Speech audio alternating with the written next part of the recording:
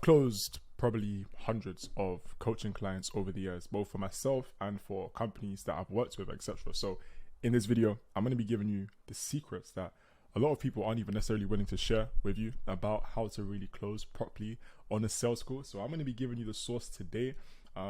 Let's go ahead and dive in. There's going to be some things that you'll be familiar with, but I want you to pay close attention because it's only one missing piece that you need to really take your conversions to the next level. You might be doing some of these things, but it's that one thing that you're missing. So pay close attention to the whole video.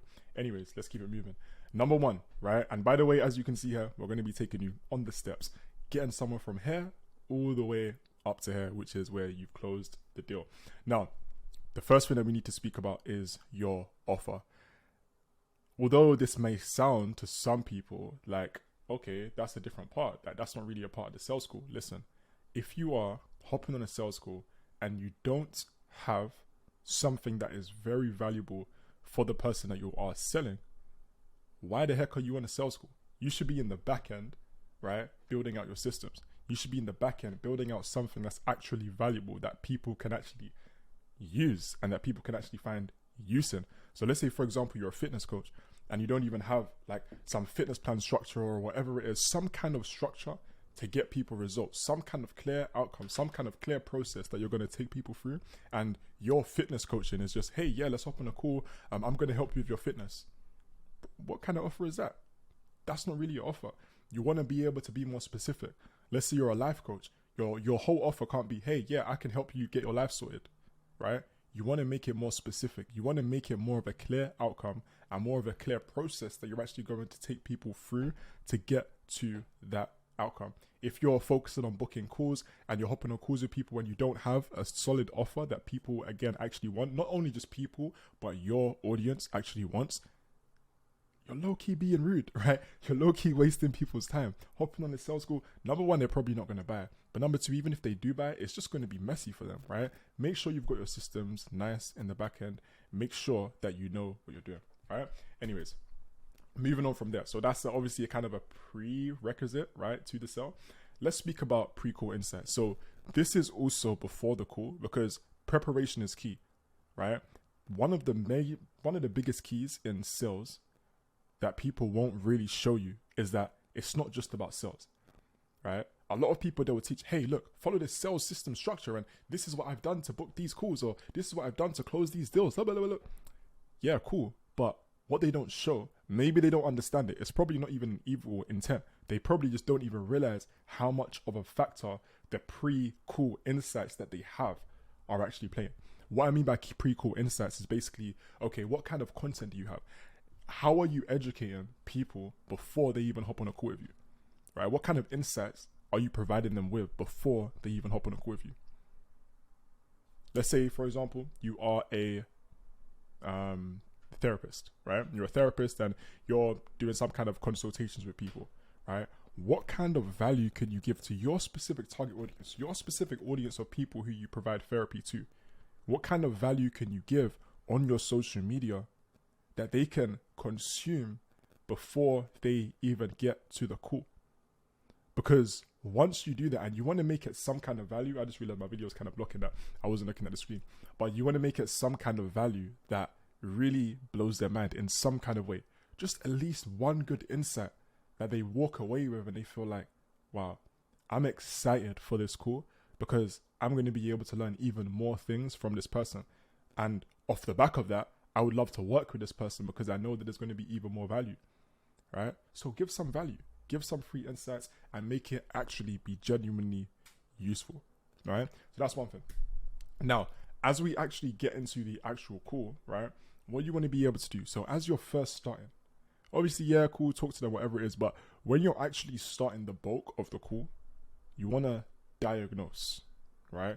And the reason I call this the diagnosis phase is because look, the pharmaceutical industry is on what? 1.48 trillion, if I remember correctly, last year, right? Let me check. Yep. 1.48 trillion in 2022, right? That's the pharmaceutical industry. That's what he did. So a lot of this revenue is driven by doctors, let's be honest. So they're good people to pay attention to. How do they proceed with the sell? Are they hopping on and are they saying, hey, look, this is the best medicine that we have? No. They're sitting you down and they're saying, okay, what kind of problems are you having at the moment? What do you need help with? And then they're going to diagnose what your problem is and see if they even have some kind of pills that can actually help you. Let's be honest, doctors, a lot of the times, they're going to give you pills that aren't even going to help you anyway. I mean, that's a whole conversation for another day. Let me not dive into that one. But don't do that, right? Try to make sure that you're actually diagnosing a real problem and establishing if they actually have a need that you can fulfill. Because not every single person is your customer. They shouldn't be, right? Unless you're, I don't know, selling some kind of general products, something like that. But generally for services, especially for coaching, not every single person is going to be your customer, right? And that is part of what makes your offer good, because it's specifically tailored to one group of people. Is that even correct grammar? I don't know, but you get the point, right? Seek to understand them. What are your prospects' issues? What are their problems? How can you help them if you can actually help them? So you want to be asking these questions, and this is probably the most important stage in the sales school, right? Make sure you're understanding what problems they have. All right? And this should be useful for them as well. The questions you're asking ideally should even help them think about things in ways that they never even thought about before. Because now you're going to be providing paradigm shifts, especially if you're someone that's doing something like life coaching. It's going to be great to provide these paradigm shifts for them, because guess what? That's the kind of thing that they want through life coaching. They want some paradigm shifts that are going to shift their worldview into a way that actually helps them grow even more. Now, as we continue, the next thing that you want to be able to do is give them. So you've gone through the whole diagnosis phase, right? You've dived in deep. You've given them a lot of, like, you've gotten a lot of understanding of what's going on in their mind and what problems they have. And you've recognized that, okay, yeah, your solution could probably help them. But before you even start to show them your solution, what I want you to do is give them value, right? Give them dollars. Give them thousands of dollars worth of value, depending on what your solution is, how much it costs, right? Let's say you have like a 10K solution, because that's how valuable your solution is. Then give them a few $1,000s worth of value just right there, right? Just give them something, some kind of paradigm shift, some kind of, I guess, implementation tip that them doing that can make them a few $1,000s extra, right? If it's something that's obviously depending on what you're offering. If it's like fitness coaching, for example, and it's not necessarily focused on making people money, right? It can save them a lot of time, or it can just make them feel that dollar amount better, if that kind of makes sense, right? Now, you look at a doctor, for example, they might suggest, hey, yeah, you should go on some walks, right? Going on some walks is going to be a good idea. And that's before they even give you the whatever pill that they want to try and give you, right? That going for what's going to be a great idea. But what's going to be even better is actually if you do this, if you actually get this pill, right? But we're not talking about that part yet. We're talking about just giving them some kind of value. And this should be genuine value. This should genuinely be something where they can come off the call, and even if they don't work with you, they can actually apply that and it can actually help them. Because guess what? You give them something that can help them on the sales call and they don't work with you. Who do you think they're going to come to next when they actually are ready to invest? When they actually are ready to take things seriously, right? If you're a business coach and you've just helped them make money, why wouldn't they come back to you using that money that they made to pay you for better tips? Because they didn't even pay you for that one. So imagine what's going to happen when they actually pay you and when they actually get into the system that you actually have. So think about it.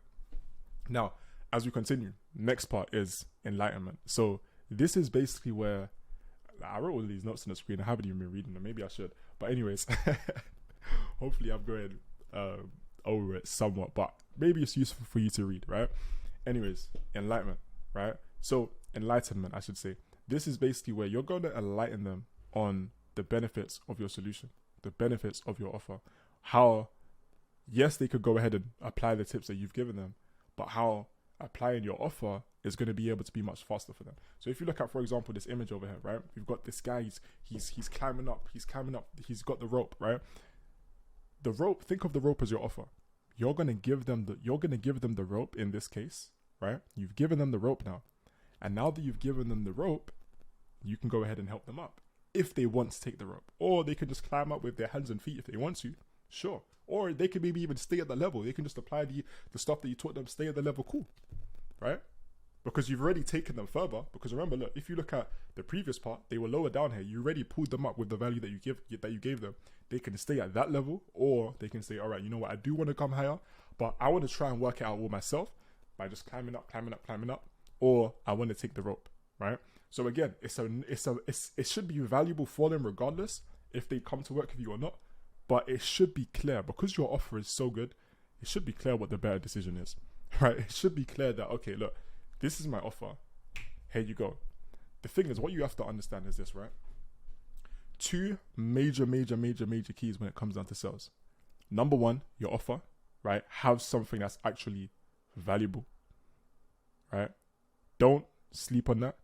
Don't spend more time learning about sales than you spend learning how to deliver an amazing service. Let me say that again. Don't spend more time learning about sales than you spend learning how to deliver an amazing service. Than you spend understanding your audience and what exactly they want. Because you can provide that solution, and who cares how shit your sales are, it's got to come out good because they want it, right? The other thing is you need to be able to understand. That's why the diagnosis part is so key. You need to be able to understand what their problems are, where they want to go, and see if your solution can actually help them. So now they've got position A, which is where they are. They've got position B, where they want to get to. And now you're going to be able to show them, cool, this is what you need to do in order to get to position B, right? Follow these steps. You can come and work with me. You can either go ahead and do this yourself, or you can maybe doing it yourself will take you to position A.5, but coming to work with me will take you to position B properly, right? That's the key. And again, you back it up by actually explaining how your process works, right? So you're not just talking randomness. Hey, look, we're going to get you here, and this is how we're going to do it, right? We have this tailored fitness plan that's going to take you from step, right? We have this tailored life coaching plan that specifically you're speaking about how you need help with your relationships. This is how we overcome challenges in your relationship, and this is how we make it better for you, etc. Right? Now, next thing. So you've enlightened them now. You showed them your offer. Now the deal's closed, right? Because it's a no-brainer, the deal's closed. Maybe sometime there's some objection handling that you need to do. But really and truly, I don't really like to call it objection handling. A lot of people say, oh, objection handling, if someone says this, then it means that they're not serious. No, not necessarily. It means that you didn't portray the value well enough. So really and truly, rather than calling it objection handling, right, call it the clarification stage, right? Clarifying their question, clarifying the things that they don't understand, help them understand why your offer is actually right, if it's actually a solid offer, if it's actually something not only that is a solid offer, but is a solid offer for them, then why wouldn't they go ahead and purchase from you? So go ahead and overcome those things by providing clarity on the things that they're confused about, the things that you didn't explain as well. Because if they're not ready yet, it means that there's some kind of problem in the way that you described it. Take that responsibility and seek to help them understand, right? But now the deal's closed. Yeah, cool. That's not everything, right? What you want to do now is now the real work starts. Obviously, deliver the solid service. Deliver the things that you've promised, all right? All this hype about sales. Make this about the money from closing this amount of deals. That's cool. But you need to really deliver the service, right? You need to really actually now go ahead and say, okay, this is the beginning. I'm just starting. Jeez, I need to go ahead and chef some food because I got a call in like an hour. I'm going to have to wrap this up real soon. But now the game is starting. Now the work is starting. So you need to now put in that work of actually getting your clients the results. And guess what? That's going to pay off because now you don't even really need to do sales calls anymore. Because you're getting so many referrals because you've provided such an amazing, immaculate service that your customers are doing the selling for you. You have some kind of referral system, which that's a whole nother conversation for a whole nother day. Maybe we'll speak about it. Maybe we won't. But if you work with me, then obviously we can definitely speak about it. Speaking of that, if you do want help implementing solid sales systems, if you do want help building a tailored sales system for your specific offer, but more importantly, if you want help building a solid offer that your target audience actually needs, your target audience actually wants, or even if you need help to actually get people into booking these sales calls, and maybe it's that, maybe you do understand a bit about how to get some calls booked in. Maybe you just don't have the time to implement. And maybe you also realize that there's a lot of gaps in your knowledge. We can do that for you. So go ahead and reach out. I'll put my Calendly link in the description. You can go ahead and book a call with me. We can discuss your needs, see how follow the same process with you, right? Establish what kind of issues you have. See if I can actually help you. If I can, I'll give you some free value. And then guess what? We can potentially start working together and really scale you up to become like this guy or this lady, right? So with that being said, go ahead and reach out. Feel free to reach out on Instagram as well if you have any questions. But besides that, go ahead and subscribe for future videos. We're going to be dropping a lot more source, so stay tuned for that. But besides that, man, my name is Shay, and I'll catch you guys soon. Peace out. Oh, I didn't say it this time. You can call me The Real Shay because I keep it real every single time. Done though.